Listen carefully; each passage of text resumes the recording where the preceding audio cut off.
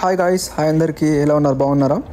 And ఈరోజు మన video వచ్చేసి ఏంటంటే అసలు క్రిటికల్ స్కిల్స్ వీసా ఎట్లా అప్లై చేసుకోవాలి. ఒకవేళ కంపెనీ మనకు నేను అప్లై చేయను, మిమ్మల్ని అప్లై చేయాలంటే సో మనం ఎలాంటి స్టెప్స్ ఫాలో కావాలి, అసలు క్రిటికల్ స్కిల్స్ వీసా అంటే ఏంటిది.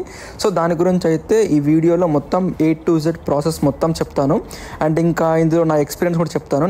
నేను కూడా నా సొంతంగా క్రిటికల్ స్కిల్స్ అప్లై చేసుకున్నా. అది అప్లై చేసుకొని ఐర్లాండ్కి వచ్చాను. సో దాని గురించి మొత్తం ఎక్స్ప్లెయిన్ చేస్తాను.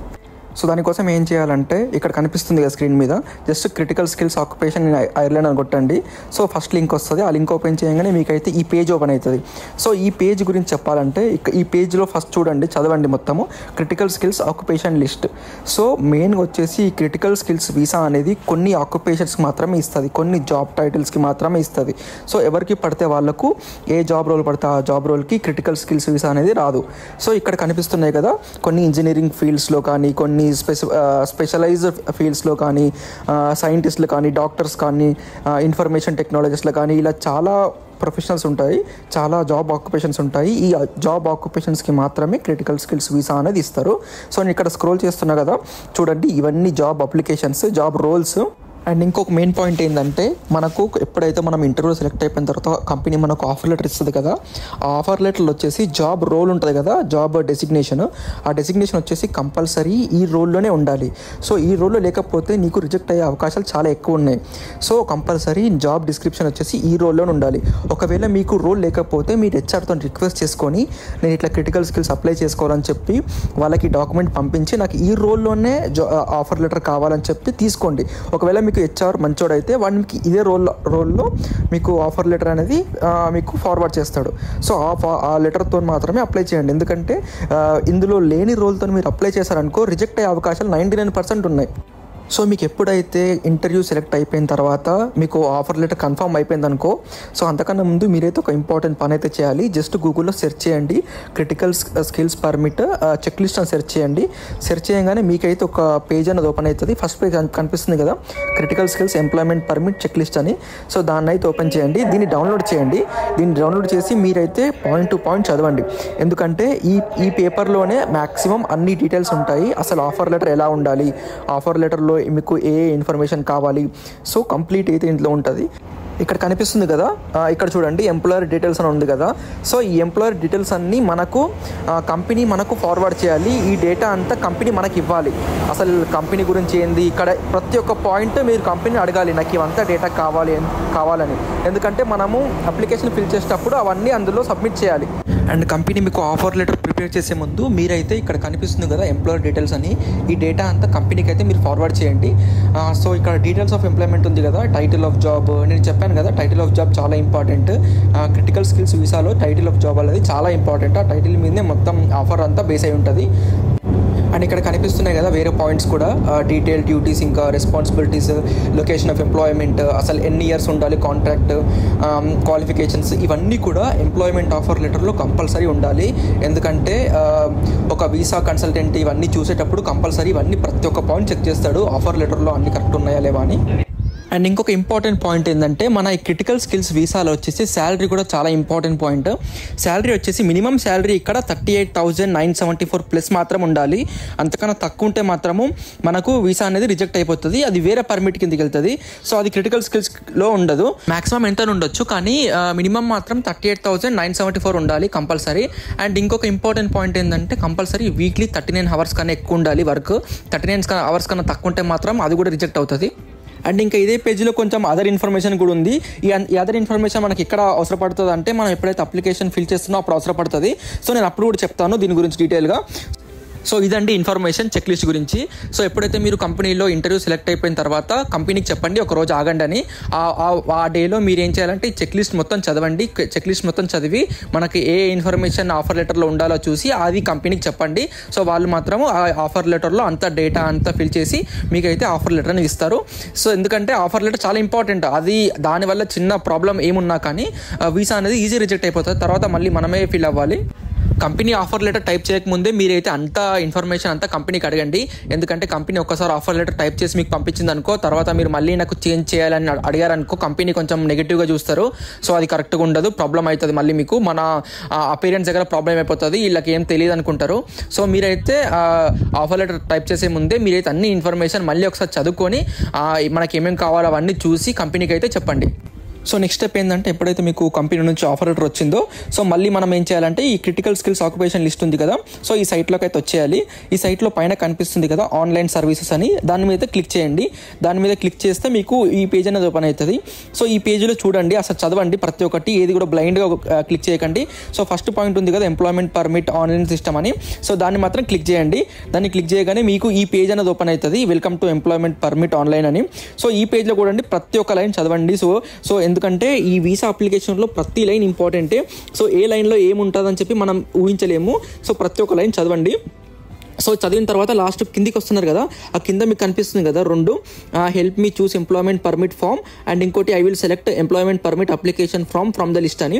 సో మీకు ఒకవేళ మీరు జనరల్ పర్మిట్ కిందికి వస్తారా, క్రిటికల్ పర్మిట్ కిందికి వస్తారా తెలియనప్పుడు, సో మీరైతే ఒకసారి ఆ హెల్ప్ మీ చూస్ పర్మిట్ అని క్లిక్ చేయొచ్చు. ఒకవేళ మీకు క్రిటికల్ పర్మిట్ మీద ఐడియా ఉండుంటే, సో నాకు నా అప్లికేషన్, నా జాబ్ రోల్, నా జాబ్ డిస్క్రిప్షన్ అన్ని క్రిటికల్ పర్మిటే ఉంది, కంపల్సరీ క్రిటికల్ పర్మిట్ అప్లై చేస్తా అని చెప్పి అనుకుంటారో, సో మీరైతే క్రిటికల్ పర్మిట్ మీద క్లిక్ చేయండి. మీకు ఇక్కడ కనిపిస్తుంది కదా I will select employment permit అని, సో దాని మీద అయితే మీరు క్లిక్ చేయండి. క్లిక్ చేయగానే ఈ పేజ్ అనేది ఓపెన్ అవుతుంది. సో ఈ పేజ్లో కూడా ప్రతి ఒక్క లైన్ చదవండి. సో ఏది మనం ఏం అప్లై చేయాలి, మనం అప్లై చేయాల్సింది critical skills employment permit. So ఇక్కడ 5th కనిపిస్తుంది కదా ఫస్ట్ నుంచి, సో దాని మీద క్లిక్ చేయండి. క్రిటికల్ స్కిల్స్ ఎంప్లాయ్మెంట్ పర్మిట్ ఉంది కదా, దాని మీద క్లిక్ చేయండి. సో అండ్ మీరు ఇక్కడ చూసినట్టయితే క్రిటికల్ స్కిల్స్ ఎంప్లాయ్మెంట్ పర్మిట్ రెండు ఉన్నాయి, ఒకటి సెలెక్టెడ్ ఎంప్లాయర్ అని ఉంది, ఇంకోటి ట్రస్టెడ్ ఎంప్లాయర్ ఉంది. సో ఇప్పుడు ఈ రెండింటికి డిఫరెన్స్ ఏంటంటే, ఎప్పుడైతే మనము కంపెనీ మనకు స్పాన్సర్షిప్ నేను ఇస్తాను అన్నదనుకో, అప్పుడు కంపెనీ అప్లై చేస్తుంది.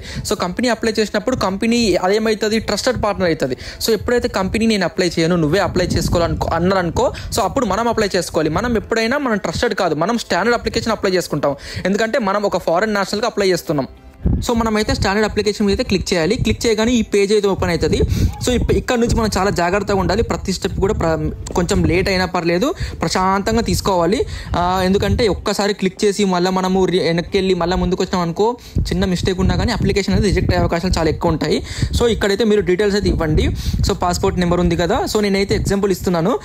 పాస్పోర్ట్ నెంబర్ ఇచ్చాను, తర్వాత పాస్పోర్ట్ ఎక్స్పైరీ డేట్ ఇచ్చాను, తర్వాత ఇంకా నా పేరు ఇచ్చాను, ఫస్ట్ నేమ్ ఇంకా లాస్ట్ నేమ్ ఈ రెండు ఇవ్వాలి. సో ఇక్కడ మీ డీటెయిల్స్ ఇవ్వగానే మీరైతే అక్కడ కింద కనిపిస్తుంది కదా ప్రొసీడ్ అని, దాని అయితే క్లిక్ చేయండి. క్లిక్ చేయగానే మీకైతే ఈ పేజ్ ఓపెన్ అవుతుంది. ఈ పేజ్లో మీకు అక్కడ ఒకటి కనిపిస్తుంది కదా మై వర్క్ ఐడి W0 అని. సో ఈ ఐడిని మాత్రం మీరు గుర్తుంచుకోండి. ఒక పక్కన ఒక పెన్ తీసుకొని ఒక పేపర్ మీద రాసి పెట్టుకోండి. ఈ ఐడి చాలా ఇంపార్టెంట్. మన ఓవరాల్ అప్లికేషన్ మొత్తం ఈ ఐడి మీదే రన్ అవుతుంది. ఎందుకంటే ఒకవేళ సడన్గా ఏదైనా ఇంపార్టెంట్ పని వచ్చి మనం బయటకు వెళ్ళామనుకో, ఇక్కడ సేవ్ చేసుకొని మళ్ళీ మనం రిజ్యూమ్ చేసుకోవచ్చు ఈ వర్క్ని. సో అందుకే ఈ ఐడి అనేది చాలా ఇంపార్టెంట్. ఈ ఐడి గుర్తుంచుకోండి చాలా, లేకపోతే ఒక స్క్రీన్ షాట్ తీసి పెట్టుకోండి. సో ఈ ఐడి అనేది చాలా ఇంపార్టెంట్. సో ఇది మాత్రం అసలు మర్చిపోకండి మీరు ఈ ఐడిని. సో ఇప్పుడు నేను ఈ ఐడి మనకి ఎంత ఇంపార్టెంటో చూపిస్తాను చూడండి. నేనైతే జస్ట్ ఎగ్జిట్ అని క్లిక్ చేస్తున్నాను. ఇక్కడ అడుగుతుంది యువర్ వర్క్ ఐడి ఈజ్ ఇదని చెప్పి. సో మనం ఇది ఈ ఐడి ఎలా వాడాలో చెప్తాను. ఫర్ ఎగ్జాంపుల్ మనం ఏమన్నా పని మీద ఎగ్జిట్ కొట్టామనుకోండి, సో మళ్ళీ మనం బ్యాక్ అయితే వస్తాం కదా, ఈ పేజ్ వస్తాం కదా. ఈ పేజ్లో పైన చూడండి, పైన మీకు రెజ్యూమ్ వర్క్ అని కనిపిస్తుంది కదా, దాని మీద క్లిక్ చేయండి. సో దాని మీద క్లిక్ చేయగానే మీకు ఇట్లా అడుగుతుంది ప్రొవైడ్ యువర్ వర్క్ ఐడి అని. సో మనం ఇందాక రాసుకున్న ఐడి ఇక్కడ పెట్టాలి. ఇక్కడ పెట్టగానే మన పాస్పోర్ట్ నెంబర్ అడుగుతుంది. సో పాస్పోర్ట్ నెంబర్ కూడా మనము క్లిక్ చేసి రాసామనుకో, రాసిన తర్వాత రెజ్యూమ్ అని కొట్టినామనుకో, కరెక్ట్ ఐడి రాయాలి. ఎందుకంటే మనకి ఇక్కడ ఏ మిస్టేక్ చేసినా రాదు. సో నేను కరెక్ట్ ఐడి రాయగానే నాకైతే నా పేజ్ నాకు వచ్చింది మళ్ళీ. సో ఫైనల్లీ మనమైతే అప్లికేషన్ లోపలికైతే ఎంటర్ అయిపోయినాము. సో ఈ అప్లికేషన్ మొత్తం మనకు 7 స్టెప్స్ అయితే ఉంటాయి.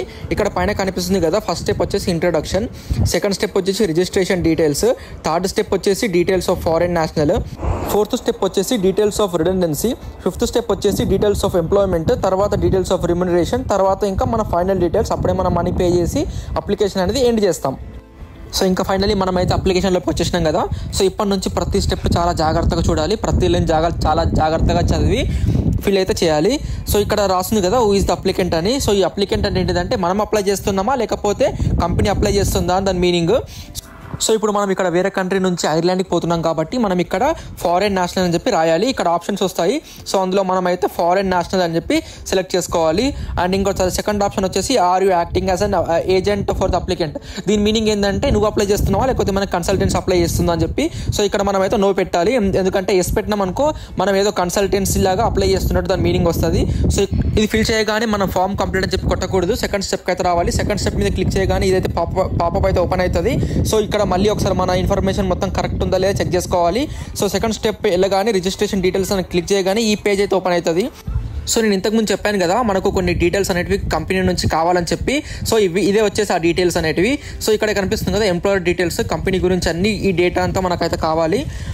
ఇక్కడ employer registration number, company business number, registration name of the company, so ఇలాంటివి చాలా డీటెయిల్స్ ఉంటాయి. సో ఈ డీటెయిల్స్ అన్ని మనమైతే కంపెనీకి రిక్వెస్ట్ చేయాలి. సో కంపెనీకి రిక్వెస్ట్ చేస్తే వాళ్ళు అయితే మనకి డేటా అంత ఇస్తారు. సో అదేం పెద్ద ప్రాబ్లం కాదు. మీరు కంపెనీ హెచ్ఆర్కి అయితే మెయిల్ చేయాలి. నేను క్రిటికల్ స్కిల్స్ ఫైల్ చేస్తుంటున్నా, నాకు ఈ డీటెయిల్స్ అన్ని కావాలని చెప్పి మీరు చెక్ లిస్ట్ హెచ్ఆర్కి పంపిస్తే హెచ్ఆర్ అనేది మీకు ఇవన్నీ డీటెయిల్స్ అన్ని ఇస్తాడు మీకు. అండ్ ఇంకొక విషయం అయితే చెప్తున్నాను మీకు, ఎప్పుడైతే ఈ ఆఫర్ లెటర్ ఇవన్నీ అయిపోగానే ఈ డేటా అంతా కలెక్ట్ చేసుకున్న తర్వాతనే అప్లికేషన్ ఫామ్ అనేది స్టార్ట్ చేయండి. సో ముందే స్టార్ట్ చేసి లేట్ చేసుకోకండి. ఎందుకంటే ఈ అప్లికేషన్ ఫామ్ ఓన్లీ 30 days మాత్రమే వ్యాలిడ్ ఉంటుంది. ఒక్కసారి రిజిస్ట్రేషన్ నెంబర్ వచ్చిందంటే 30 days వరకు ఈ అప్లికేషన్ అనేది వ్యాలిడ్ ఉంటుంది. సో ముందే అన్ని డేటా అంతా హెచ్ఆర్ దగ్గర నుంచి కలెక్ట్ చేసుకున్న తర్వాత అప్లికేషన్ అనేది స్టార్ట్ చేయండి. సో నేనైతే మీకు ఒక ఎగ్జాంపుల్ చూపిస్తున్నాను. ఒక నార్మల్ నెంబర్స్ అయితే నేనైతే ఎంటర్ చేస్తాను ఇందులో. సో మీకైతే ఈజీగా అర్థమవుతుంది సో ఎలాంటి నెంబర్స్ ఉంటాయో అని చెప్పి. సో ఫస్ట్ వచ్చేసి ఎంప్లాయర్ రిజిస్ట్రేషన్ నెంబర్ కదా. సో ఈ నెంబర్ వచ్చేసి మాక్సిమం 7 నెంబర్స్ ఉంటుంది. 7 నెంబర్స్ ఉండి ఒక ఆల్ఫాబెట్ అయితే ఉంటుంది. సో నేనైతే ఒక నార్మల్ నెంబర్ అయితే ఇచ్చాను. అండ్ ఇంకా సెకండ్ స్టెప్ వచ్చేసి కంపెనీ నేమ్ రిజిస్ట్రేషన్ నెంబర్. అది ఇంకా ఒకవేళ మీకు కంపెనీ నెంబర్ ఇస్తే మాత్రం పెట్టండి, లేకపోతే నాట్ అప్లికబుల్ పెట్టండి. ఎక్కడైతే ఆప్షన్ మీకు నాట్ అప్లికబుల్ ఉందో సో దానివల్ల ఎక్కువ ఇంపార్టెంట్ ఏం లేనట్టే. సో మీకేం తెలిస్తే పెట్టండి, లేకపోతే నాట్ అప్లికబుల్ అని పెట్టండి. అండ్ ఇంకా థర్డ్ పాయింట్ వచ్చేసి business name registration number. So ఇది కూడా ఇఫ్ అప్లికబుల్ ఉంది, సో ఇష్టం ఉంటే పెట్టండి, లేకపోతే లేదు. నేనైతే నాట్ అప్లికబుల్ అని పెట్టినాను. సో ఫోర్త్ పాయింట్ వచ్చేసి if the person who made the offer of employment charity అని చెప్పి ఉంది కదా, అది కూడా నో అని పెట్టండి. ఎందుకంటే మనకు ఏం చారిటీ నుంచి ఆఫర్ వస్తే అది పెట్టాలి, లేకపోతే మనం నోట్ అప్లికబుల్ అని పెట్టేయాలి. అండ్ ఇంకా ఫోర్త్ పాయింట్ వచ్చేసి చదవండి. ఇంకా ఒకవేళ మీకు ఆ కంపెనీ ఏదైనా డేటా, ప్రతి పాయింట్ ఏంటంటే కంపెనీ డేటా ఇస్తే పెట్టండి, లేకపోతే నాట్ అప్లికబుల్ అని పెట్టండి. ఇంపార్టెంట్ అండ్ ఇది మాత్రం ఇంపార్టెంట్. 6th పాయింట్ ఇక్కడ ఉంది కదా. సో మన కంపెనీ వచ్చేసి లిమిటెడ్ కంపెనీయా లేకపోతే అదేమన్నా డిఫరెంట్ టైప్ ఆఫ్ కంపెనీ అని చెప్పి. సో మీకు ఇది కూడా కంపెనీ డేటా ఇస్తుంది. మా కంపెనీ వచ్చేసి లిమిటెడ్ కాబట్టి నేను ఎస్ అని పెట్టినాను. ఇంకా నెక్స్ట్ పాయింట్ వచ్చేసి register name of the company కదా. సో కంపెనీ నేమ్ వచ్చేసి ఆ కంపెనీ ఏం నేమ్ మీద రిజిస్టర్ అయ్యిందో ఆ నేమ్ పెట్టాలి. అండ్ ఇంకా trading name of the business ఉంది కదా. సో ఐర్లాండ్లో మ్యాక్సిమం కంపెనీస్ అన్నిటికీ ఒక రిజిస్టర్ నేమ్ ఉంటుంది అండ్ ఇంకా ట్రేడింగ్ నేమ్ ఉంటుంది. సో ఒకవేళ మీకు కంపెనీ ట్రేడింగ్ నేమ్ ఇస్తే ఎస్ పెట్టండి, లేకపోతే నో అని పెట్టండి. అండ్ ఇంకా నేచర్ ఆఫ్ బిజినెస్ ఉంది కదా, ఇది ఇంపార్టెంట్. ఈ పాయింట్ చాలా ఇంపార్టెంట్. సో ఇందులో మీరు రాయండి, ఎంత రాసినా ఏం కాదు, కంపెనీ గురించి చాలా గొప్పగా రాయండి మీరు.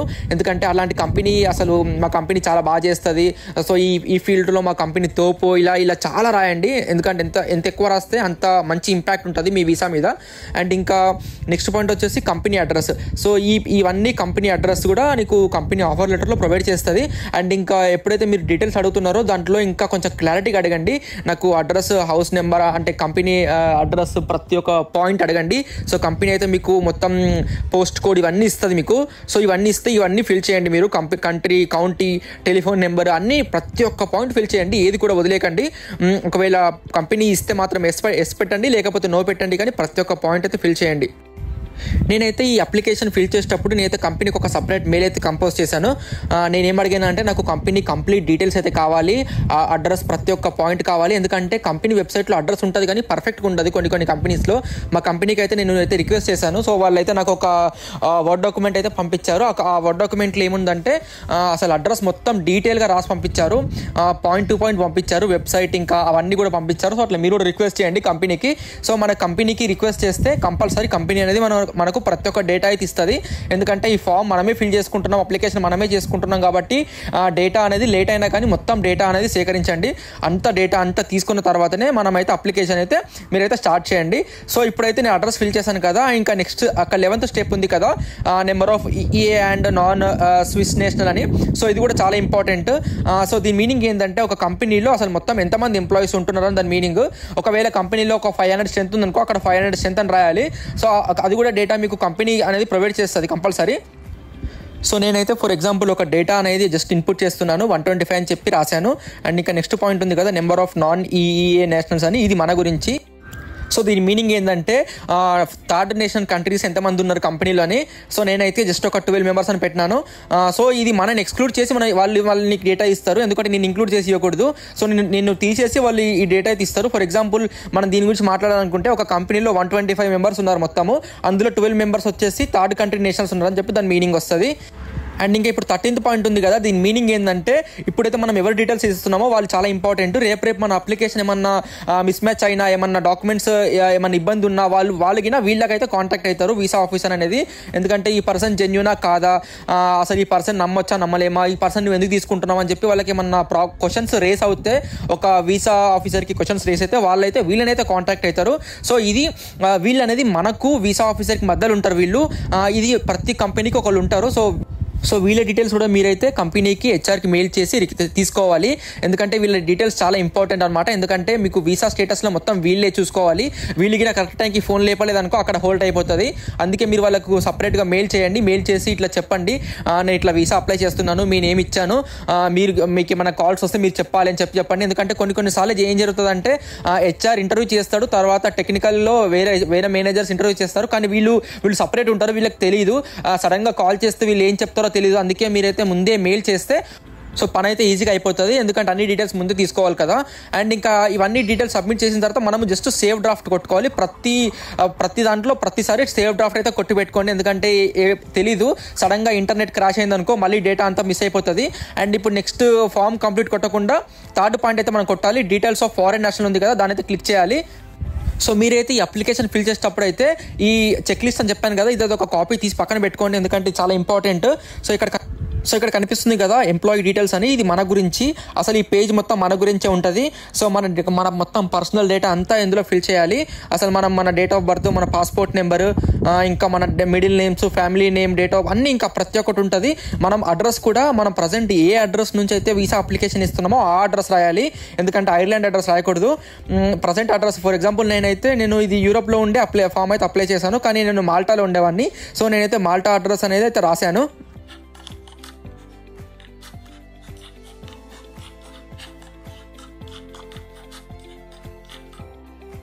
ఇక్కడ కనిపిస్తుంది కదా 15th point, is the foreign national currently in the state అని చెప్పి. దీని మీనింగ్ ఏంటంటే కొంతమంది ఐర్లాండ్లో ఉండి క్రిటికల్ స్కిల్స్ అప్లై చేసుకుంటారు కదా, వాళ్ళు మాత్రం ఎస్ పెట్టాలి. ఒకవేళ నువ్వు ఈ కంట్రీలో లేకపోతే వేరే కంట్రీ నుంచి అయితే అప్లై చేస్తున్నావు అనుకో, మనం అయితే నో పెట్టాలి. నేనైతే నో పెట్టినాను. అండ్ ఇంకా 16th పాయింట్ వచ్చేసి హైయెస్ట్ క్వాలిఫికేషన్. సో మన హైయెస్ట్ క్వాలిఫికేషన్ ఏది ఉంటుంది పెట్టాలి. ఇప్పుడే చెప్తున్నాను, కొంతమంది పర్సూయింగ్ ఉన్నప్పుడు అప్లై చేశారనుకో వాళ్ళు మాత్రం హైయెస్ట్ క్వాలిఫికేషన్ పర్సూయింగ్ అని పెట్టకండి. మీకు అంతకన్నా ముందు ఏదైతే అది పెట్టండి. ఒక ఎగ్జాంపుల్, ఒకవేళ నువ్వు బ్యాచిలర్స్ చేసేటప్పుడు మాస్టర్స్ చేసేటప్పుడు బ్యాచిలర్స్ అని చెప్పి పెట్టాలి. ఎందుకంటే మాస్టర్స్ ఫినిష్ అయితేనే మాస్టర్స్ అని పెట్టండి. అండ్ ఇంకా మన హైయెస్ట్ క్వాలిఫికేషన్ టైటిల్ కూడా పెట్టాలి. నువ్వు మాస్టర్స్ దేంట్లో చేస్తావు, స్పెషలైజేషన్ దేంట్లో చేసినావు అని చెప్పి పెట్టాలి. సో ఇక్కడ ఈ స్టెప్స్ ఏంటంటే కంప్లీట్లీ నీ స్టడీ గురించి ఉంటాయి. సో నీ స్టడీ మొత్తం సబ్జెక్ట్స్, అసలు ఎన్ని సబ్జెక్ట్స్ ఉన్నాయి నీకు, మొత్తం అసలు కోర్సెస్ ఏంటి అవన్నీ అడుగుతారు దీంట్లో. సో నువ్వు మాస్టర్స్లో ఎన్ని కోర్సెస్ చేసినావో ప్రతి ఒక్క కోర్స్ పెట్టండి. మీరు ఒకవేళ 10 చేస్తే 10 పెట్టండి, 12 చేస్తే 12 పెట్టండి, ఎన్ని చేస్తే అన్ని పెట్టండి. ప్రతి ఒక్కటి మాత్రం ఫిల్ చేయండి. మనం ఏం డాక్యుమెంట్స్ సబ్మిట్ చేయాల్సిన అవసరం లేదు దీనికోసం, ప్రూఫ్ కోసము. కానీ మనం దేంట్లో స్పెషలైజేషన్ చేసినామో దాని సబ్జెక్ట్స్ మాత్రం పెడితే సరిపోతుంది. నేనైతే కొన్ని ఎగ్జాంపుల్స్ పెడుతున్నాను చూడండి. అండ్ ఇక్కడ 28th పాయింట్ ఉంది కదా రిజల్ట్ గురించి. సో ఇక్కడ రిజల్ట్ అయితే మనం పెట్టాలి. ఒకవేళ మీకు పర్సెంటేజ్ వస్తే పర్సెంటేజ్ అని పెట్టండి, లేకపోతే పాయింట్లో కన్వర్ట్ చేసి పెట్టండి. సో నేను యూరోప్లో చదువుకున్నా కాబట్టి మాకు ఇక్కడ పాయింట్స్ లాగా ఉంటాయి, 110 పాయింట్స్కి ఉంటుంది. సో 110 పాయింట్స్కి నేను 99 పాయింట్స్ పెట్టాను. అండ్ ఇంకా 21th పాయింట్ వచ్చేసి ఏంటంటే వాట్ ఫీల్డ్ ఆఫ్ లెర్నింగ్ అనేది మనం అసలు ఏం ఫీల్డ్లో చదువుకున్నామని చెప్పి సో మన ఫీల్డ్ గురించి అయితే రాయాలి. ఒకవేళ మీరు ఇంజనీరింగ్ అయితే ఇంజనీరింగ్ అని రాయండి, ఒకవేళ మెడిసిన్ అయితే మెడిసిన్ అని రాయండి, ఇంకా మీరు ఏ ఫీల్డ్లో ఉంటే ఆ ఫీల్డ్ అయితే రాయండి. అండ్ ఇంకా 22nd పాయింట్ వచ్చేసి has the foreign national previously made an application for asylum. మనం ఏమైనా అసైలం అప్లై చేసాం, అసైలం అంటే ఐడియా ఉంది కదా చాలా మందికి, ఇంకెవరైనా అసైలం వాళ్ళు ఉంటే మాత్రం మిస్ పెట్టాలి, లేకపోతే నో పెట్టేయాలి. అండ్ ఇంకా నెక్స్ట్ పాయింట్ వచ్చేసి నెక్స్ట్ పాయింట్ ఉంది కదా, అది నో అయితే పెట్టేయండి. ఒకవేళ మీరు అంతకుముందు వచ్చి ఉంటే ఎస్ పెట్టండి. అండ్ ఇంకా తర్వాత పాయింట్ వచ్చేసి హ్యాస్ ద ఫారెన్ నేషనల్ బీస్ employed in the state of previously. ఒకవేళ మీరు ఐర్లాండ్లో అంతకుముందు వర్క్ చేసి ఉంటే మాత్రం ఎస్ పెట్టండి, ఎందుకంటే మీకు డేటా అంత ఉంటుంది కదా ట్యాక్స్ సైడ్ అవన్నీ దానికోసము. ఒకవేళ మీరు లేదనుకో నో అని పెట్టండి. అండ్ ఇంకా దాని తర్వాత పాయింట్స్ ఏంటంటే ఎవరైనా మీరు ఇక్కడ యూరోపియన్ని కానీ ఐరిష్ని కానీ పెళ్లి చేసుకుంటే ఆర్ ఎల్స్ డిపెండెంట్లో ఉంటే ఎస్ పెట్టండి, లేకపోతే నో అయితే పెట్టేయండి. సో ఇది పెట్టేసిన తర్వాత సేవ్ డ్రాఫ్ట్ కొట్టేసి నెక్స్ట్ స్టెప్ అయితే వెళ్ళండి. సో నెక్స్ట్ స్టెప్ ఏంటంటే డీటెయిల్స్ ఆఫ్ రిడెండెన్సీ. సో ఇక్కడ చదవండి ఇది. సో ఈ పాయింట్ మీనింగ్ ఏంటంటే మీ కంపెనీలో లాస్ట్ 6 monthsలో ఎవరినైనా కంపెనీ రిడెండెంట్ చేసిందా, ఒకవేళ చేస్తే ఎస్ అని పెట్టండి, లేకపోతే నో అని పెట్టండి. సో దీని గురించి కూడా మీ కంపెనీకి అయితే ఒకసారి అడగండి. సో కంపెనీ చెప్తుంది ఎవరినైనా రిడెండెంట్ చేశారా లేదా అని. ఒకవేళ మా కంపెనీ అయితే చేయలేదు, సో నేనైతే నో అనేది పెట్టాను. సో మళ్ళీ మనము సేవ్ డ్రాఫ్ట్ కొట్టేసి నెక్స్ట్ స్టెప్కి అయితే వెళ్ళాలి. నెక్స్ట్ స్టెప్ వచ్చేసి డీటెయిల్స్ ఆఫ్ ఎంప్లాయ్మెంట్ ఉంది కదా, సో దాని మీద అయితే వెళ్ళాలి. మీరు ఇక్కడ చూస్తున్నట్టయితే పైన ఇంట్రొడక్షన్కి గ్రీన్ కలర్ వచ్చింది, డీటెయిల్స్ ఆఫ్ రిడెండెన్సీకి గ్రీన్ కలర్ వచ్చింది, మిడిల్ రెండింటికి గ్రీన్ కలర్ రాలే కదా. సో దాని మీనింగ్ ఏంటంటే నేను ఆ 2 పార్ట్లలో ఏదో మిస్ చేశానని. సో మీరు కూడా అట్లా చూసుకోవాలి, ప్రతి దానికి గ్రీన్ అయితే రావాలి. ఒకవేళ గ్రీన్ రాలేదనుకో అక్కడ మీరు ఏదో తప్పు రాసారో లేకపోతే ఏదో మిస్ చేశారో. నేను చెప్పాను కదా ప్రతి పాయింట్ అయితే మనం ఫిల్ చేయాలి. ఒకవేళ మీకు తెలిస్తే ఎస్ అని పెట్టాలి, తెలియకపోతే నో అని పెట్టాలి. సో నేను కూడా అలానే చేశాను చూడండి. సో నేనైతే ప్రతి పాయింట్ మళ్ళీ ఫిల్ చేశాను. మళ్ళీ ఫిల్ చేస్తే నాకైతే లాస్ట్కి అయితే గ్రీన్ వచ్చింది చూడండి. చూసారు కదా, నేనైతే ప్రతి పాయింట్ని అయితే మళ్ళీ క్రాస్ చెక్ చేశాను. సో నేనేమైనా ఎక్కడ మిస్టేక్ చేసిందని చూశాను, కానీ కొన్ని దగ్గర నాన్ అప్లికబుల్ అని పెట్టలేదు. సో దానివల్ల నాకైతే గ్రీన్ అయితే రాలేదు. నేనైతే ఫైనల్లీ అన్ని చేయగానే సేవ్ డ్రాఫ్ట్ కొట్టగానే నాకైతే 4 గ్రీన్ వచ్చేసాయి చూడండి. సో ఇట్లా 4 మొత్తం గ్రీన్ ఉండాలి. గ్రీన్ ఉంటేనే అప్లికేషన్ ముందుకెళ్ళినట్టే, లేకపోతే కంపల్సరీ మన అప్లికేషన్ అయితే బ్రేక్ అయిపోతుంది. అండ్ ఇంకా నెక్స్ట్ పాయింట్ వచ్చేసి డీటెయిల్స్ ఆఫ్ ఎంప్లాయ్మెంట్. ఇది ఎంప్లాయ్మెంట్ గురించి, మనకు ఆఫర్ లెటర్ ఇస్తారు కదా దాని గురించి. సో మనకు ఆఫర్ లెటర్లో ఏముందో ఇక్కడ కూడా కంప్లీట్లీ అదే పెట్టాలి. పాయింట్ టు పాయింట్ చెప్తున్నాను మళ్ళీ. ఆఫర్ లెటర్లో ఏముందో ఇక్కడ అదే పెట్టాలి, ఎందుకంటే ఆఫర్ లెటర్ని దీన్ని కంపేర్ చేస్తారు. ఒక వీసా ఆఫీసర్ అనేది నీకు ఆఫర్ లెటర్ని ఈ ఫామ్ అప్లికేషన్ ఫిల్ చేసిన తర్వాత దీనికి ఒక ఫామ్ వస్తుంది కదా, ఈ రెండింటిని కంపేర్ చేస్తారు. అక్కడికి మిస్ మ్యాచ్ అయిందనుకో ఇంకా పీకినట్టే. సో నేనైతే ఇక్కడ ఫిల్ చేస్తున్నా కదా, ఈ డీటెయిల్స్ అన్ని నా ఇచ్చాను. టైటిల్ ఆఫ్ జాబ్ నాదైతే ప్రాజెక్ట్ ఇంజనీర్ రోల్ వచ్చేసి. సో నేనైతే ప్రాజెక్ట్ ఇంజనీర్ రాశాను. If the applicant is relation to the health professional అని చెప్పి, ఇది మనము హెల్త్ ప్రొఫెషనల్కి కాదు కాబట్టి ఒకవేళ మీరు హెల్త్ ప్రొఫెషనల్ అయితే ఎస్ అని పెట్టాలి, లేకపోతే నో అని పెట్టాలి. ఎందుకంటే మన జాబ్ రోల్ వచ్చేసి కొన్ని ఫుడ్ ప్రొడక్షన్లో ఉందనుకో అప్పుడు మనం ఎస్ అని పెట్టాలి, లేకపోతే నో అని పెట్టాలి. అండ్ ఇంకా నెక్స్ట్ పాయింట్ వచ్చేసి మనం ఏమైనా security officer or private investigation అని. సో ఇది మనము ఒకవేళ మీరు ఎస్ అయితే ఎస్ పెట్టండి, లేకపోతే నో అయితే నో పెట్టండి. మాక్సిమం ఇంజనీర్లు అన్ని మాక్సిమం నోయే ఉంటాయి. సో అందుకే నేనైతే నో పెట్టాను. అండ్ ఇంకా 4th పాయింట్ వచ్చేసి ఎక్కడైతే మీరు నాట్ అప్లికబుల్ ఉందో అది నాట్ అప్లికబుల్ అని పెట్టేసేయండి, ఎందుకంటే అదంతా ఇంపార్టెంట్ పాయింట్ కాదన్నట్టే. అండ్ ఇంకా తర్వాత వచ్చేసి 5th పాయింట్ అనేది సో కంపెనీ అడ్రస్ వచ్చేసి చెప్పాను కదా ఇందాక, కంపెనీ ఒక పేపర్ ఇస్తుందని చెప్పి దాంట్లో కంప్లీట్ అడ్రస్ ఉంటుందని చెప్పాను కదా, దాన్ని అయితే ఫిల్ చేయండి. అండ్ అక్కడ ఏం ఫిల్ చేస్తారు ఇక్కడ అదే ఫిల్ చేయండి, ఎక్కడ మిస్ మ్యాచ్ అయితే చేయకండి. ఎందుకంటే ఎప్పుడైతే మీ అప్లికేషన్ రివ్యూ చేస్తున్నారో వాళ్ళకి అనేది అప్లికేషన్ చాలా స్మూత్గా కనపడాలి. ఎందుకంటే మీరు ఇక్కడ ఒక అడ్రస్ రాసి అక్కడ ఒక అడ్రస్ రాశారనుకో చాలా ప్రాబ్లం అవుతుంది. కొన్ని కంపెనీస్కి మెయిన్ బ్రాంచెస్ ఉంటాయి కదా, మెయిన్ బ్రాంచ్ ఇంకా సబ్ బ్రాంచ్, ఒకటే బ్రాంచ్ అడ్రస్ రండి, మెయిన్ బ్రాంచ్ అడ్రస్ రాసేయండి సరిపోతుంది అది. అండ్ ఇంకా తర్వాత పాయింట్ వచ్చేసి ప్రపోజ్ పీరియడ్ ఆఫ్ ఎంప్లాయ్మెంట్ కదా, ఇది చాలా ఇంపార్టెంట్.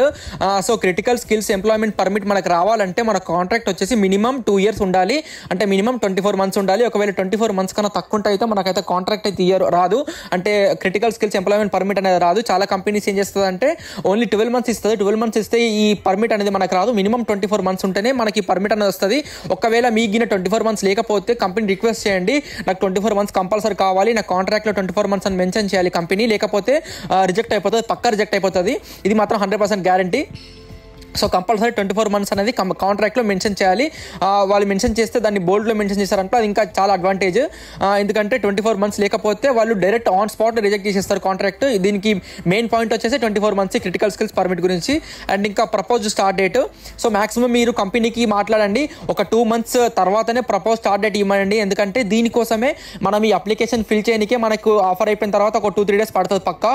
అండ్ ఇంకా ఇది ఫిల్ చేసిన తర్వాత దీనికి అప్లికేషన్ వేసినప్పటి నుంచి 1 month అయితే ప్రోగ్రెస్ పడుతుంది. ఎందుకంటే ఈ అప్లికేషన్ 1 month టైం తీసుకుంటుంది. 1 month తర్వాత మనకైతే డేటా వస్తుంది.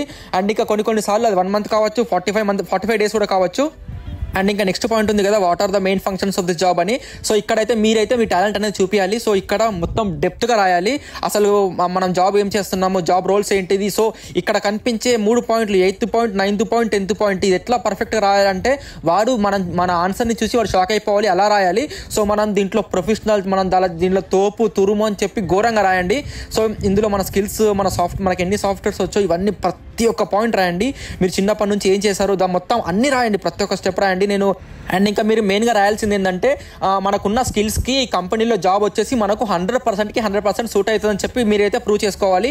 అండ్ ఇంకా అక్కడ 10th పాయింట్ కనిపిస్తుంది కదా, please detail the relevant qualification skills అని చెప్పి. ఇందులో అయితే మీరు మొత్తం రాయండి, మీకు సాఫ్ట్వేర్స్ ఏమున్నాయో, సర్టిఫికేషన్స్ ఏమొచ్చినాయో ప్రతి ఒక్క పాయింట్ రాయండి. అండ్ ఇంకా 11th పాయింట్ ఉంది కదా, దీని మీనింగ్ ఏంటంటే అసలు నువ్వు అప్లై చేస్తున్నావా, ఏదన్నా నీ కోసం ఏదైనా ఏజెంట్ అప్లై చేస్తున్నా అని చెప్పి మనం అప్లై చేస్తున్నాం కాబట్టి నో అని పెట్టేయండి. అండ్ ఇంకా 12th పాయింట్ ఉంది కదా, డీటెయిల్స్ ఆఫ్ రిక్రూట్మెంట్ అని. సో ఇక్కడ మీరు రాయాల్సింది ఏంటంటే అసలు మీకు ఇంటర్వ్యూ ఎలా జరిగింది, ఇంటర్వ్యూ ప్రాసెస్ ఎట్లా అయింది, ఎన్ని ఇంటర్వ్యూ జరిగినాయి, ఎన్ని రౌండ్స్ అయిపోయినాయి, మీకు ఎవరెవరు ఇంటర్వ్యూ తీసుకున్నారో, HR తీసుకున్నాడా, టెక్నికల్ మేనేజర్ తీసుకున్నాడా, ఎవరు తీసుకున్నారు, మీకు ఎలా జరిగింది, మీ ఇంటర్వ్యూ ఎక్స్పీరియన్స్ ప్రతి ఒక్కటి రాయండి. సో వాడు దీన్ని చూసి మాత్రం ఫిదా అయిపోవాలి. నేనైతే ఒక పేజ్ రాశాను, సో నా ఇంటర్వ్యూ ఎట్లా జరిగిందని చెప్పి. నాకు 4 ఇంటర్వ్యూలు జరిగి ఉండే, ఆ 4 ఇంటర్వ్యూలు ప్రతి ఒక్కటి పాయింట్ రాశాను. సో దీనివల్ల కూడా నేను అడ్వాంటేజ్గా నాకు తొందరగా వచ్చిందేమో, నాకు ఏం ప్రాబ్లం లేకుండా డైరెక్ట్ వచ్చేసింది ఫస్ట్ అటెంప్ట్లోనే. సో ఎంత రాసిన తర్వాత మనమైతే సేఫ్ డ్రాఫ్ట్ చేయాలి. ప్రతిసారి అయితే మీరు మర్చిపోకండి, సేఫ్ డ్రాఫ్ట్ అయితే చేయండి. సేఫ్ డ్రాఫ్ట్ చేసిన తర్వాత నెక్స్ట్ స్టెప్కి వెళ్ళండి. నెక్స్ట్ స్టెప్ ఏంటంటే details of remuneration. So next step చెప్పాను కదా, డీటెయిల్స్ ఆఫ్ రెమ్యునరేషన్కి వెళ్ళండి.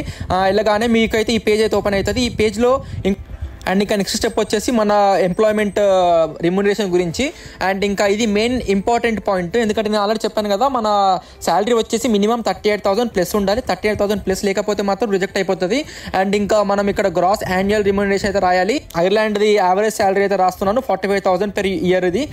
సో మనమైతే ఇయర్లీ రాయాలి. అండ్ ఇంకా నెక్స్ట్ వచ్చేసి గ్రాస్ యాన్యువల్ శాలరీ. ఒకవేళ మీకు ఏమన్నా వేరే ఉంటాయి కదా, అలవెన్స్లు ఇస్తున్నారా, అట్లాంటి ఏమన్నా ఇస్తే మాత్రమో అది కూడా ఎస్ పెట్టి మనం అయితే రాయాలి. ఒకవేళ మీకు అలాంటివి ఏమి ఇవ్వలేవంటే నో పెట్టేసి రాసేయండి. అండ్ ఇంకా గ్రాస్ వీక్లీ శాలరీ. సో ఇది నువ్వు 45,000 ఉంది కదా, దీన్ని డివైడ్ చేసుకోండి, వీక్లీ ఎంత వస్తుందో అని చెప్పి దాన్ని డివైడ్ చేసి ఆ డేటా అయితే ఇందులో రాయాలి మీరు. అండ్ ఇంకా నెక్స్ట్ పాయింట్స్ ఉన్నాయి కదా, గ్రాస్ వీక్లీ శాలరీ, ఇంకా హవర్లీ రేట్ ఆఫ్ పే అని చెప్పి. సో ఇది కూడా మనము వీక్లీ శాలరీ అంటే ఒకవేళ నీకు ఇప్పుడు శాలరీని డివైడ్ బై 12 చేయండి. డివైడ్ బై 12 చేసిన తర్వాత ఆ వచ్చిన శాలరీని వీక్లీగా కన్వర్ట్ చేయండి.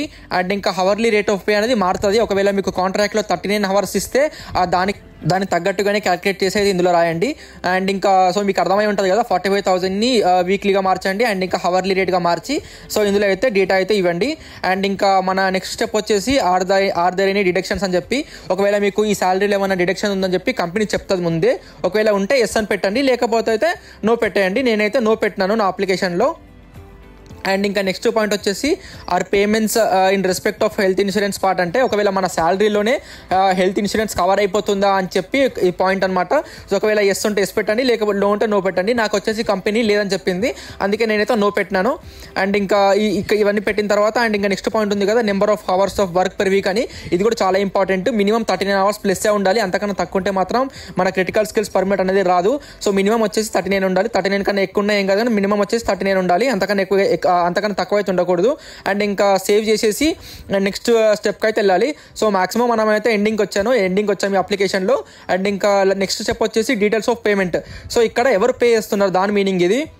అండ్ ఇంకా కుదిరితే మళ్ళీ మీరు ఏం చేస్తారంటే ప్రతి ఒక్కసారి చూసుకోండి. సో మనం అక్కడ చూసుకోవచ్చు ఇంట్రొడక్షన్ నుంచి మళ్ళీ మనం అన్ని చెక్ చేసుకోవచ్చు. ఎందుకంటే ఒక్కసారి పేమెంట్ అయిపోయింది అనుకో మళ్ళీ అప్లికేషన్ వెనక్కి వెళ్ళలేము, ఎందుకంటే మనం 1000 euros పే చేస్తాము. సో వెనక్కి వెళ్ళరాదు. సో అందుకే మీరు టైం తీసుకొని మళ్ళీ ప్రతి ఒక్కసారి ఇంట్రొడక్షన్ అండ్ ఇంకా రిజిస్ట్రేషన్ డీటెయిల్స్, కంపెనీ డీటెయిల్స్ అన్ని కరెక్ట్ ఇచ్చామా, అడ్రస్ కరెక్ట్ ఇచ్చామా, మన ట్యాక్స్ కోడ్స్ అన్ని కరెక్ట్ ఇచ్చామా, ప్రతి ఒక్క పాయింట్ కరెక్ట్ ఇచ్చామా లేదా ప్రతి ఒక్కటి చెక్ చేసుకోండి. ఏం కాదు, లేట్ అయినా పర్లేదు, చెప్పారు కదా 30 days ఉంటుంది అప్లికేషన్. సో మీరు అనేది ప్రతి ఒక్క పాయింట్ మళ్ళీ చెక్ చేసుకోండి. పేమెంట్ చేసే ముందు మాత్రం కంపల్సరీ 100కి 100% చెక్ చేసుకున్న తర్వాతనే మీరైతే పేమెంట్ సెక్షన్కి అయితే వెళ్ళండి, లేకపోతే అంతకన్నా ముందు అయితే వెళ్ళకండి. సో ఇప్పుడైతే నేనైతే పేమెంట్ సెక్షన్కి వెళ్తున్నాను. అక్కడ ఉంది కదా just details of payment click చేయగానే మీకైతే పేజ్ వస్తుంది. సో దీని మీనింగ్ ఇంకోటి ఏంటంటే, సో ఎవరు పే చేస్తున్నారని చెప్పి, ఇది మనమే పే చేస్తున్నాం కాబట్టి మన పేరు మీద ఉండాలి కార్డు గురించి కూడా. అండ్ ఇంకా ఆటోమేటిక్గా మన పేరు అయితే వచ్చేస్తుంది, ఎందుకంటే ఇంతకన్నా ముందు మనం డేటా ఇచ్చాం కదా. సో దానివల్ల ఈ పేరు అనేది ఆటోమేటిక్గా మనకైతే వచ్చేస్తుంది. ఇంకా నెక్స్ట్ పాయింట్ వచ్చేసి ఫైనల్ డీటెయిల్స్. సో ఈ డీటెయిల్స్లో ఏంటంటే ఒకవేళ మనకు ఆఫర్ పర్ఫెక్ట్గా అయిపోయి మనకు పర్మిట్ వచ్చేసింది అనుకో, ఆ పర్మిట్ ఎవరికి పంపాలని చెప్పి దాని మీనింగ్ ఇది. సో ఒకవేళ నేనైతే ఫస్ట్ పాయింట్ ఏం చేశానంటే ఒకటైతే నాకు రావాలని పెట్టుకున్నాను, ఇంకొకటి కంపెనీకి పోవాలని పెట్టుకున్నాను. అండ్ ఇంకా ఇది పెట్టుకున్న తర్వాత మళ్ళీ మనం సేవ్ డ్రాఫ్ట్ చేయగానే అక్కడ లెఫ్ట్ సైడ్ కనిపిస్తుంది కదా, ప్రతి ఒక్కటి గ్రీన్ కలర్లో మారిపోవాలి. గ్రీన్ కలర్లో మారిపోతేనే మన ఫామ్ అంతా ఫిల్ అయినట్టు మీనింగ్. అండ్ ఇంకా ఇప్పుడు చూడండి పైన కనిపిస్తుంది కదా, you cannot undo this process. ఒక్కసారి మనం ఇక్కడ ఎస్ కొట్టినాం అనుకోండి, సో ఇంకా మళ్ళీ మనం వెనక్కి వెళ్ళి మార్చడానికి అస్సలు వీలుండదు. అండ్ ఇంకా సో అందుకే మళ్ళీ ఒకసారి నో కొట్టి మళ్ళీ ప్రతి ఒక్క పాయింట్ చూడండి. ఏం కాదు, పోయేదేం లేదు, టైం చాలా ఉంది. ఎందుకు ఏం కాదు, ఒక 5 minutesలో అయిపోతుంది పని. కానీ మీరు ఇక్కడ ఆగమాగంలో మిస్టేక్ చేశారనుకో పెద్ద ప్రాబ్లం అయితే అవుతుంది. అండ్ ఇంకా మీ అప్లికేషన్ గురించి మీకు ఏమైనా డౌట్లు ఉంటే మాత్రము ఇక్కడ ఇంకొక ప్రాసెస్ అయితే ఉంటుంది. ఇక్కడ గెట్ యాస్ పీడిఎఫ్ అని ఉంది కదా, ఇక్కడైతే మీరు డౌన్లోడ్ చేసుకోండి. ఇది డ్రాఫ్ట్ కాపీ, మీరు ఏమేమైతే డేటా ఇందులో ఇచ్చారో ఇదంతా ఒక డ్రాఫ్ట్ కాపీ. ఇది డౌన్లోడ్ చేసుకొని ఇది ప్రింటర్లో ఒక డౌన్లోడ్ చేసుకొని ఒక జిరాక్స్ కాపీ తీసుకొని ప్రతి ఒక్క పాయింట్ చదవండి. మీరు డేటా కరెక్ట్ ఇచ్చారా లేదా, కంపెనీకి డేటాకి మీ డేటా మ్యాచ్ అయిందా లేదా, సో దాని గురించి చూసుకోండి. ఒకవేళ అంతా మ్యాచ్ అయితే ఏం కాదు, ఒకవేళ మ్యాచ్ కాకపోతే మళ్ళీ వెనక్కి వెళ్ళి మళ్ళీ అప్లై చేసుకోండి. అండ్ ఇంకా ఇది ఒకవేళ మీకు అంతా పర్ఫెక్ట్ ఉంది, అంతా కరెక్ట్ ఉందని చెప్పేగానే మీరైతే ఫామ్ కంప్లీట్ అని కొట్టండి. ఇప్పుడు కొట్టాలి ఫామ్ కంప్లీట్ అని చెప్పి, ఇంతకుముందు ఎప్పుడు కొట్టకూడదు. అండ్ ఫామ్ కంప్లీట్ అని కొట్టగానే మీకైతే ఈ పేజ్ అనేది ఓపెన్ అవుతుంది. ఇక్కడ ఫస్ట్ కనిపిస్తుంది కదా ప్రింట్ అండ్ సైన్ అని. సో ఇప్పుడు మనం ఇక్కడ ప్రింట్ ఫామ్ యాజ్ పీడిఎఫ్ అని కొట్టగానే మనం ఇందాక ఒక అప్లికేషన్ ఫిల్ చేసాం కదా, అదంతా ఒక పీడిఎఫ్ రూపంలో అయితే వస్తుంది. ఆ పీడిఎఫ్ రూపంలో రాగానే మనం దాన్ని ప్రింట్ తీసుకోవాలి. దాన్ని ప్రింట్ తీసుకొని ఆ ప్రింట్ మీద మనం ఫిజికల్గా మన డేట్ అండ్ ఇంకా సైన్ అనేది ఫిల్ చేయాలి. లాస్ట్ పేజ్లో మన గురించి అయితే ఉంటుంది, మన పేరు కింద ఒక బాక్స్ అయితే ఉంటుంది. ఆ బాక్స్లో నీ పేరు అండ్ ఇంకా నువ్వైతే సైన్ పెట్టాలి. ఇక్కడ కనిపిస్తుంది కదా, సో ఇక్కడ మన పేరు ఉంటుంది ఆల్రెడీ. సో మన పేరు కింద మనం ఫిజికల్గా మనం రాయాలి పెన్తో. అప్పుడు డేట్ రాసి నువ్వు ఏ రోజు అయితే ఇది సైన్ పెడుతున్నావో ఆ రోజు డేట్ రాసి అండ్ ఇంకా దాని కింద అయితే నువ్వు సైన్ పెట్టాలి. సైన్ పెట్టగానే అయిపోయినట్టు కాదు, మళ్ళీ మనం దీన్ని స్కాన్ చేయాలి. దీన్ని స్కాన్ చేసి కంపెనీకి పంపించాలి. సో నీకు ఏ కంపెనీ నుంచి అయితే ఆఫర్ వచ్చిందో ఆ కంపెనీకి పంపించి వాళ్ళు దాన్ని జిరాక్స్ తీసుకొని వాళ్ళు ఫిజికల్గా సైన్ పెట్టాలి. సో వాళ్ళు ఫిజికల్గా ఈ డాక్యుమెంట్ని సైన్ పెట్టి వాళ్ళు స్కాన్ చేసి మళ్ళీ వాళ్ళు నీకు పంపించాలి. సో వాళ్ళు నీకు పంపిస్తే అప్పుడు ఈ అప్లికేషన్ ఫామ్కి ఒక పర్ఫెక్ట్ ఫామ్గా మారుతుంది. సో అప్పుడు ఆ ఫామ్ని తీసుకొచ్చి మీరు ఇక్కడ అటాచ్ చేయాలి. సో ఇక్కడ కింద యాడ్ అటాచ్మెంట్ ఉంది కదా, సో ఇక్కడ సిగ్నేచర్ పేపర్స్ ఉంది కదా, ఈ సిగ్నేచర్ పేజెస్లో అటాచ్ చేయాలి. అండ్ ఇంకోటి గుర్తుంచుకోండి, మాక్సిమం వచ్చేసి కలర్ జిరాక్స్నే ప్రిఫర్ చేయండి. కలర్ జిరాక్స్ అయితేనే ఒరిజినల్గా కనిపిస్తుంది. అండ్ ఇంకొకటి మీరు ఏ వెబ్సైట్లో వెళ్ళి సైన్లు పెడదామన్నా పెట్టకండి అట్లా, ఎందుకంటే రిజెక్ట్ అయ్యే అవకాశం ఉన్నాయి. సో మీరు ఫిజికల్గా పెన్తోని సైన్ పెట్టి కంపెనీకి పంపండి, కంపెనీ పెన్తో సైన్ పెట్టి మీకు పంపిస్తుంది. అప్పుడు మీరు అయితే అప్లోడ్ చేయండి. అండ్ ఇంకా నెక్స్ట్ డాక్యుమెంట్ వచ్చేసి, సో మళ్ళీ మీరు చెక్ లిస్ట్ ఓపెన్ చేయండి. ఇక్కడ చెక్ లిస్ట్లో ఉన్నాయి కదా, సో ఇలాంటి ఈ డాక్యుమెంట్స్ అన్ని చదవండి. ఈ డాక్యుమెంట్స్లో మీకు ఏ డాక్యుమెంట్స్ ఉన్నా ఆ డాక్యుమెంట్ అయితే అప్లోడ్ చేయండి. ఇందులో సో మన మెయిన్ డాక్యుమెంట్స్ వచ్చేసి మొత్తం 4 డాక్యుమెంట్లు ఉంటాయి. ఫస్ట్ డాక్యుమెంట్ వచ్చేసి చెప్పాను కదా సిగ్నేచర్ పేజెస్, సెకండ్ డాక్యుమెంట్ వచ్చేసి passport front and back, third document వచ్చేసి మన కంపెనీ మనకి ఇస్తుంది కదా ఆఫర్ లెటర్, అది థర్డ్ డాక్యుమెంట్. అండ్ ఇంకా ఫోర్త్ డాక్యుమెంట్ వచ్చేసి మన passport size photo. So photo కూడా ఈ మెజర్మెంట్స్ కనిపిస్తున్నాయి కదా, ఈ మెజర్మెంట్స్ తగ్గట్టుగా మనం తీసుకోవాలి. ఒకవేళ మీకు ఈ మెజర్మెంట్ లేకపోతే మైక్రోసాఫ్ట్ టూల్స్ ఉంటాయి కదా, కొన్ని ఆన్లైన్లో దొరుకుతాయి. ఆ టూల్స్లో మనమైతే రిజల్యూషన్ని అడ్జస్ట్ చేసుకొని మనమైతే డాక్యుమెంట్ అప్లోడ్ చేయాలి. అండ్ ఇంకా కుదిరితే ఫిఫ్త్ డాక్యుమెంట్ లాగా మీరైతే రెజ్యూమ్ అయితే అప్లోడ్ చేయండి, లేటెస్ట్ రెజ్యూమ్ అయితే అప్లోడ్ చేయండి. అది ఇంపార్టెంట్ ఏం కాదు, ఒకవేళ మీకు కుదిరితే అప్లోడ్ చేయండి. ఒకవేళ మీకు లేటెస్ట్ రెజ్యూమ్ అంటే ఇంకా వాళ్ళు కూడా చూస్తారు కదా, సో ఇతను చేస్తున్నాడు, ఈ వర్క్ ఉంది, అసలు మీ గురించి కొంచెం తెలుస్తుంది డేటా. సో ఇంకా అవన్నీ ఇక్కడ కనిపిస్తున్నాయి కదా, ఈ డాక్యుమెంట్లో అప్లోడ్ చేసేయండి. మీరు ఈ డాక్యుమెంట్స్ అన్నీ అప్లోడ్ చేయగానే నెక్స్ట్ స్టెప్ వచ్చేసి బిల్లింగ్ ఇన్ఫర్మేషన్. సో డాక్యుమెంట్స్ అన్ని అప్లోడ్ చేసిన తర్వాత నెక్స్ట్ స్టెప్ వచ్చేసి బిల్లింగ్ ఇన్ఫర్మేషన్. సో ఈ బిల్లింగ్ ఇన్ఫర్మేషన్ అంటే నువ్వు ఏ కంట్రీలో ఉండి బిల్లింగ్ చేస్తున్నావో దాని గురించి అయితే. సో ఒకవేళ నేనైతే మాల్టాలో ఉన్నప్పుడు ఈ అప్లికేషన్ వేసాను కదా, సో నేనైతే మాల్టా అడ్రస్ అయితే ఇచ్చాను. మీరు ఏ కంట్రీలో ఉండి అప్లై చేస్తున్నారో ఆ కంట్రీ అడ్రస్ అయితే ఇవ్వండి, ఐర్లాండ్ అడ్రస్ ఇవ్వకండి. ఒకవేళ మీరు ఇండియాలో ఉండి అప్లై చేస్తే ఇండియా అడ్రస్ ఇవ్వండి. ఒకవేళ వేరే యూరోపియన్ కంట్రీలో ఉండి అప్లై చేస్తే వేరే యూరోపియన్ అడ్రస్ ఇవ్వండి. ఇదంతా ఇచ్చిన తర్వాత మీరు డేటా అంతా ఫిల్ చేసిన తర్వాత సబ్మిట్ అండ్ పేమెంట్ ఉంది కదా, అదైతే కొట్టండి. అది కొట్టగానే మీ అప్లికేషన్ అనేది ప్రొసీడ్ అయిపోతుంది. సో మీకైతే ఒక మెయిల్ అయితే వస్తుంది, department of trade and enterprise నుంచి ఒక మెయిల్ అయితే వస్తుంది. సో మనమైతే ఎప్పుడైతే పేమెంట్ ఫినిష్ చేసామో మనం పేమెంట్ ఫినిష్ చేయగానే మనకైతే ఒక మెయిల్ వస్తుంది. సో ఆ మెయిల్లో ఏముంటుందంటే మన వర్క్ ఐడి ఇవన్నీ ఉంటాయి. సో దీని గురించి సో మీ డేటా అంతా చూసుకోండి, మీ డేటా అంతా మీకు కరెక్ట్ ఉందా లేదా చూసుకోండి. ఇదే మెయిల్లో కింద వచ్చేసి ఒక లింక్ అయితే ఉంటుంది. ఆ లింక్ ఏంటంటే ఆ లింక్ని క్లిక్ చేయగానే మనము మన అప్లికేషన్ అనేది ట్రాక్ చేసుకోవచ్చు. సో మన అప్లికేషన్ ఏడు దాకా వచ్చింది, సో మన ప్రాసెస్ ఏడు దాకా ఉంది, సో దాని గురించి అయితే ఉంటుంది ఆ లింక్. సో ఆ లింక్ క్లిక్ చేయగానే మనకైతే మీ అప్లికేషన్ ఏడు దాకా వచ్చిందో అని చెప్తారు. ఒకవేళ మన డాక్యుమెంట్స్ అన్నీ కరెక్ట్ ఉండి అంతా కరెక్ట్గా జరిగితే 45 డేస్లో మనకైతే ఒక మెయిల్ వస్తుంది. ఆ మెయిల్లో మన పర్మిట్ అనేది అటాచ్మెంట్ అయ్యి వస్తుంది. సో దాంతో మనం వీసా అయితే అప్లై చేసుకోవచ్చు. సో ఇది ఈ వీడియో గురించి. అండ్ మీకు ఈ వీడియో నచ్చినట్టయితే లైక్ చేయండి. అండ్ ఇంకా మీకు ఏమన్నా డౌట్స్ అండ్ ఎంక్వైరీస్ ఉంటే నాకు కింద నా ఈమెయిల్ అటాచ్ చేస్తాను. దానికైతే నాకు క్వశ్చన్ అడగండి, నేను చెప్తాను. Thank you. బాయ్.